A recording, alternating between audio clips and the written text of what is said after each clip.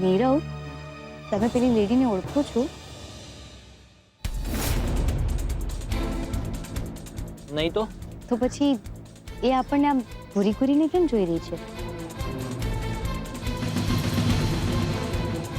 Oh my God, એ તો અહીંયા જ આવી રહી છે. ખબર નહીં આવીને શું કહેશે.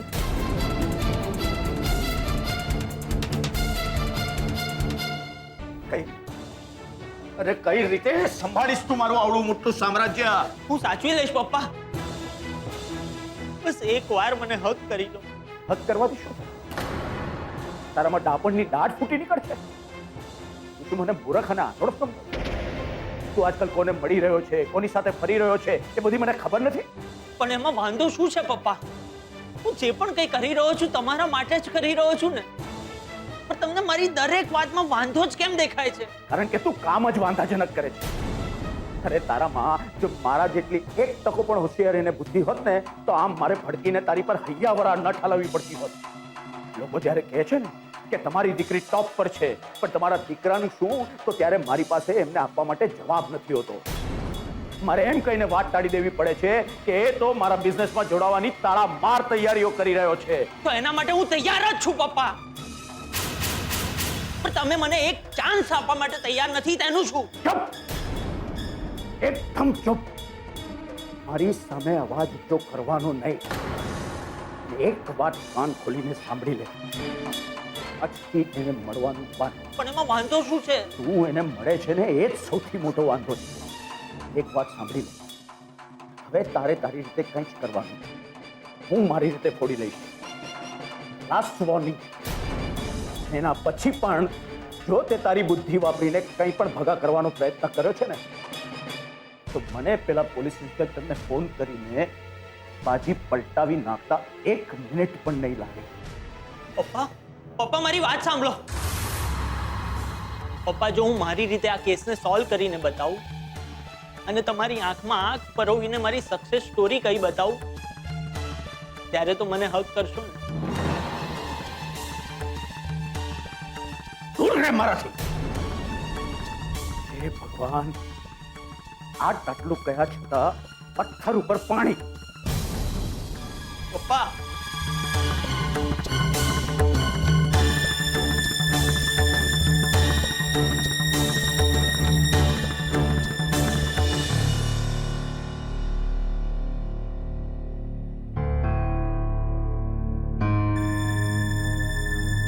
મને ખબર પડી કે દુકાનની જેમ તમારું ઘર પણ ગયું. થોડું લાગી આવ્યું.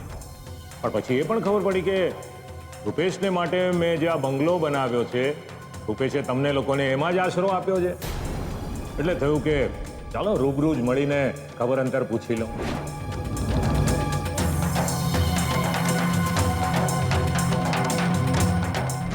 ખાતા રહેજો સવાર સાંજ બે બદામ. એટલે એક વાત તમને બરાબર યાદ રહી જાય. આ બંગલો ભલે રૂપેશના નામનો છે પણ એની પાયાની ખરીદીમાં પૈસા તો આ માસુક સંઘવીના જ છે.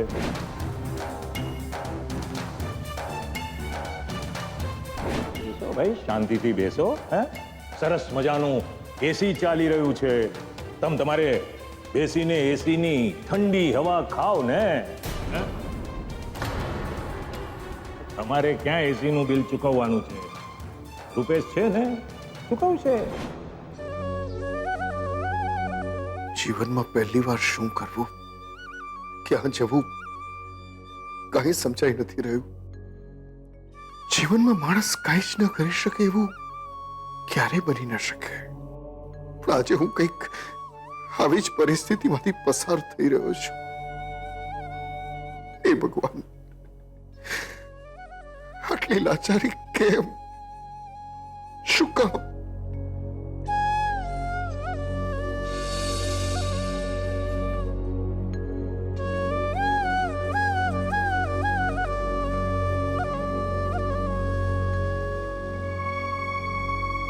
પપ્પા,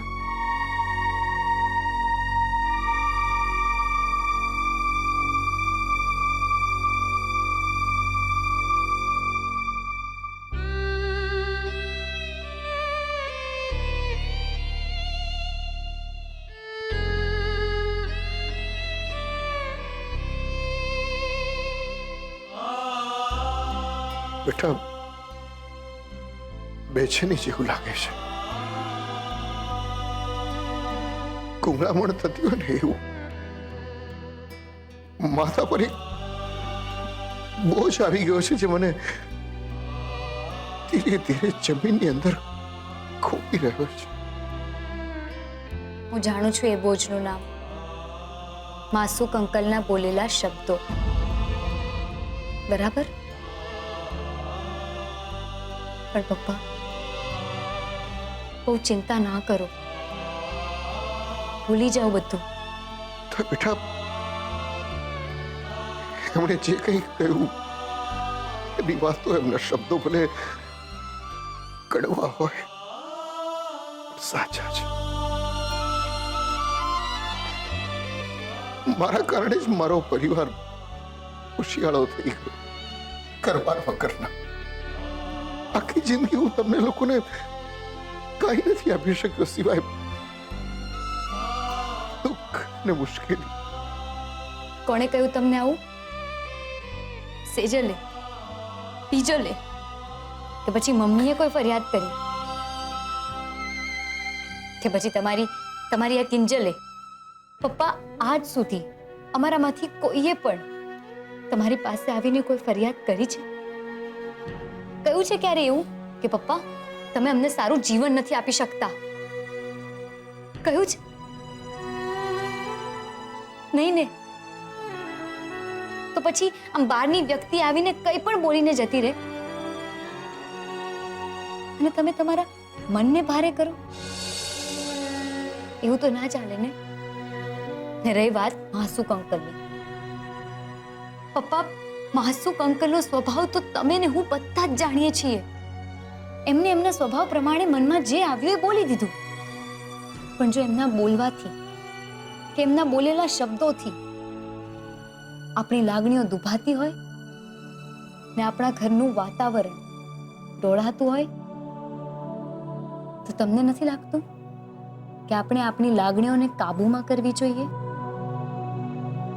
હે પપ્પા, યાદ છે થોડા દિવસ પહેલા તમે મને એક ઉદાહરણ આપ્યું હતું કે જ્યારે કોઈનું કપડું થોડું એવું ફાટેલું હોય ને ત્યારે લોકોને એને વધારે ફાડવામાં બહુ મજા આવે. તો બસ એવી જ રીતે લોકોને લોકોનો આનંદ લૂંટવા દો ને આપણે આપણું કામ કરીશું. ને જોજો પપ્પા, મને વિશ્વાસ છે એક દિવસ એવો આવશે જ્યારે હું આપણા પોતાના ઘરના દરવાજા પર મોહન એન્ડ ડોટર્સ ની નેમ પ્લેટ લગાડતી હોઈશ અને તમે ખુશ થતા હશો. ખુશ થતા હશો.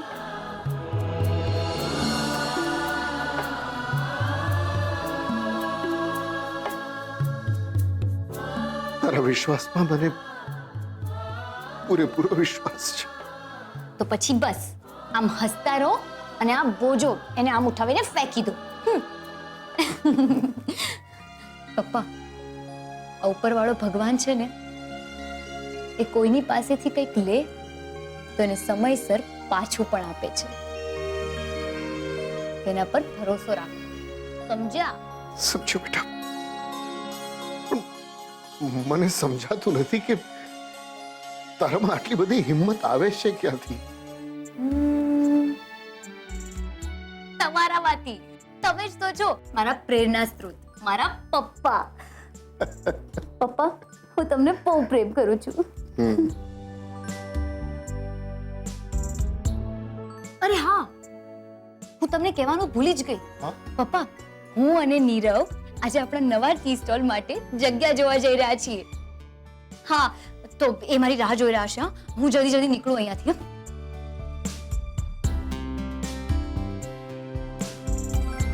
શું?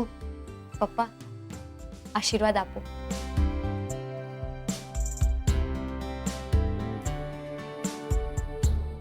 જા બેટા. જય શ્રી કૃષ્ણ. જય શ્રી કૃષ્ણ.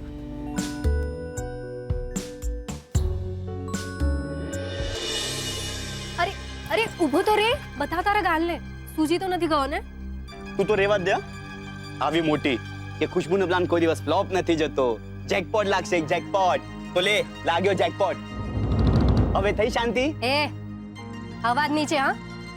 ખુશ્બુ તારી ગુલામ નથી સમજો. એક તો ઉધાર કી જિંદગી, ઉપરથી મફતનું ખાવું, એ પણ ગરમ ગરમ. આ બધા નખરા મારી સામે નહીં ચાલે હા.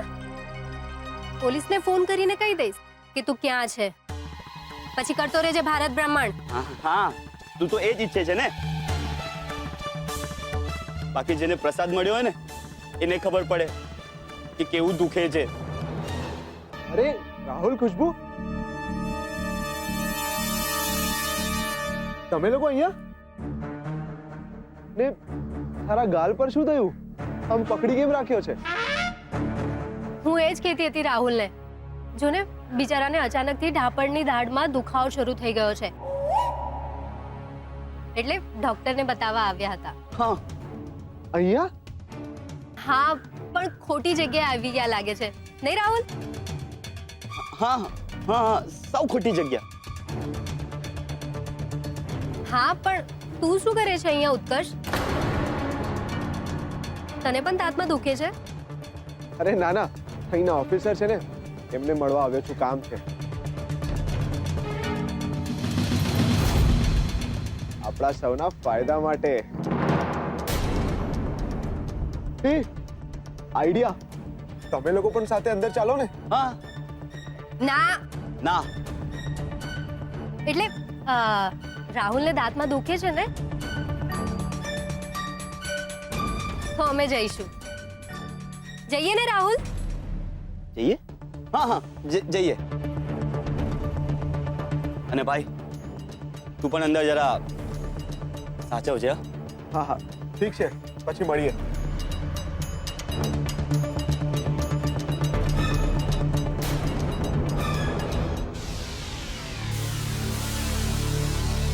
Excuse me sir.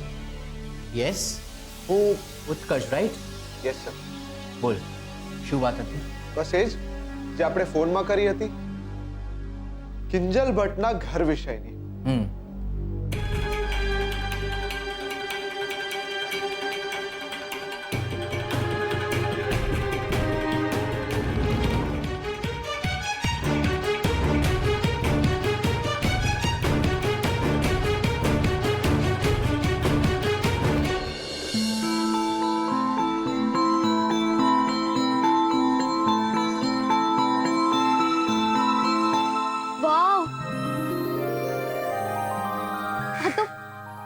આ તો બહુ સરસ જગ્યા છે, નવા ટી સ્ટોલ માટે પરફેક્ટ.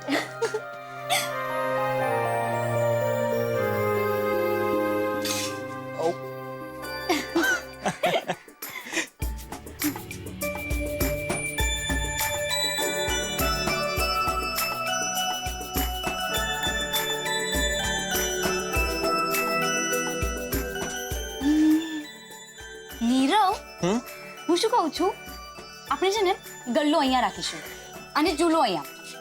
ઓકે. ના, પણ ગુલાબ પછી અહીંયા ચા બનાવતો હોય તો અહીંયા ઓર્ડર લેવા આવે, એને કેટલી તકલીફ પડે ને આ બધામાં. હા. ના, એવું નથી કરવું, એ આપણે આગળ વિચારશું પછી, હે ને? Okay. અને હા, સૌથી પહેલા અહીંયા મંદિર રાખી દઈશું અને પપ્પાનો ફોટો પણ રાખશું, હે ને? પરફેક્ટ. અને બાકડા લોકો આવશે તો બેસશે ક્યાં? હા, આપણે એવું કરીશું, જો અહીંયા ચૂલો નહીં રાખીએ ને તો અહીંયા ગલ્લો હશે તો કદાચ અહીંયા બાકડા રાખશું અને અહીંયા હશે તો અહીંયા બાકડા રાખીશું. બરાબર.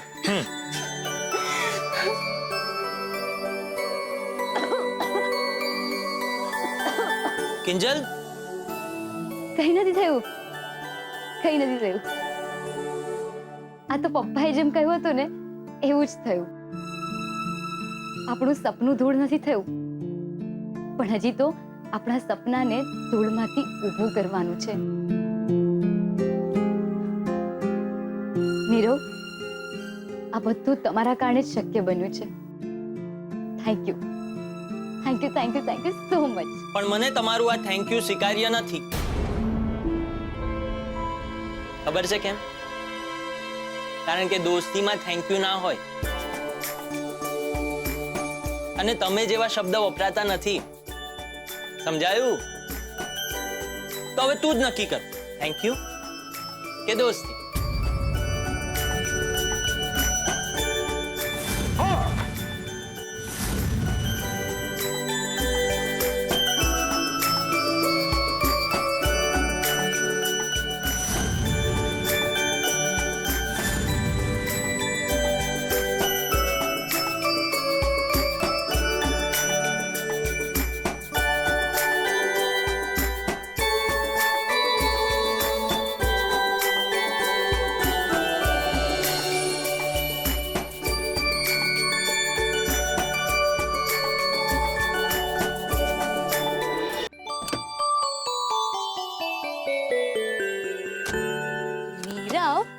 શું કહું છું?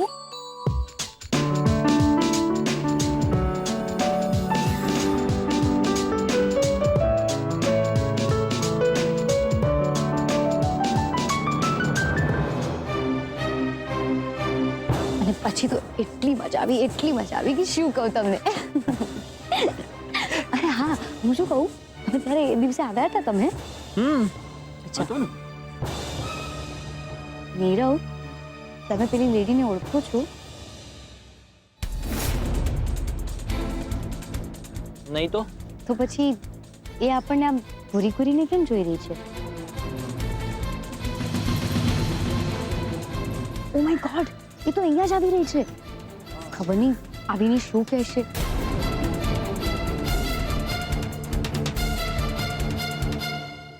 જો મારી ભૂલ ન થતી હોય તો તમે એ જ છો ને જેનું થોડા દિવસ પહેલા એક્સિડન્ટ થયો હતો? હા, પણ તમને ક્યાંથી ખબર? મને તો એ પણ ખબર છે જે ગાડીએ તમને ઉડાવ્યા હતા ને એ આ જ ગાડી છે.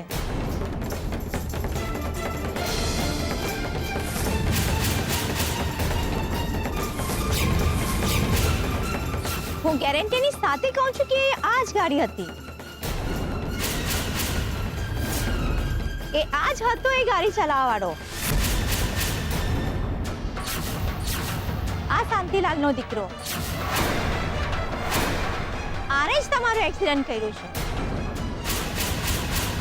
હું નહોતો. તમારા વિશે છાપામાં બહુ વાંચ્યું છે, ટીવીમાં પણ તમને જોયા છે. કિંજલ ભટ્ટ ને? જી.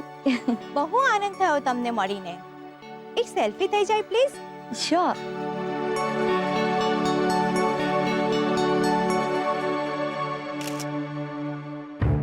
થેન્ક ગોડ બચી ગયો. કે કિંજલનો એક્સિડન્ટ મેં કર્યો છે એને ખબર પડી ગઈ.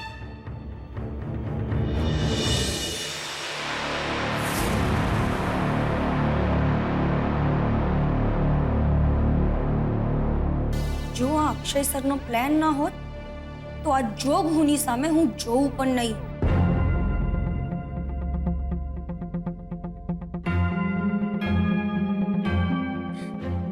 હાય બીજલ, આઈ મસ્ત સે તે આજે બહુ સરસ રમી. કોંગ્રેચ્યુલેશન્સ. Thank you. બેસુ પ્લીઝ.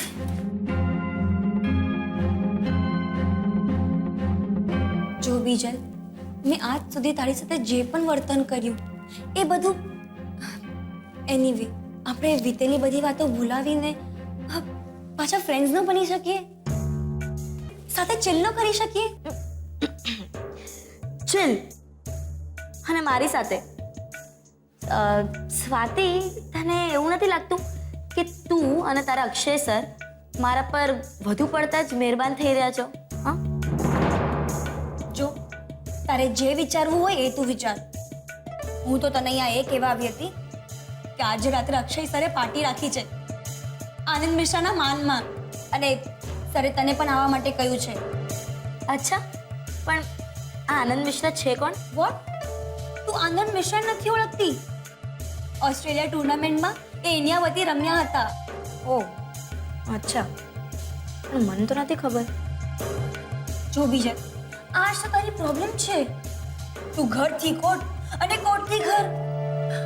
જો તારે લાઈફમાં આગળ વધવું હોય તો તારે આવી રીતે બહાર જવું પડે ને પાર્ટીઝમાં જવું પડે ને પાર્ટીઝમાં પોતાનું પીઆર વધારવું પડે. સ્વાતિ, મને નથી લાગતું કે આ પીઆર વધારવાથી મેચના રિઝલ્ટમાં કોઈ ફરક પડે. અને હા, તું ભૂલી ગઈ અક્ષય સરે શું કહેલું? કે મેચ જીતવા માટે પ્રેક્ટિસ વધુ જરૂરી છે, પીઆર નહીં. ઠીક છે, તો કરતી રહે પ્રેક્ટિસ. મારું કામ હતું તારા સુધી આ મેસેજ પહોંચાડવાનું, મેં એ પહોંચાડી દીધો. હું તો અક્ષય સર સાથે પાર્ટીમાં જઈશ અને આનંદ મિશ્રા સાથે ફોટો પડાવીશ. તો પડાવ ને યાર, કોણે ના પાડી છે? પણ હા, આ પાર્ટી વાટીના ચક્કરમાં છે ને પ્રેક્ટિસમાં આવવાનું નહીં ભૂલતી. સવારે 5:30 વાગે.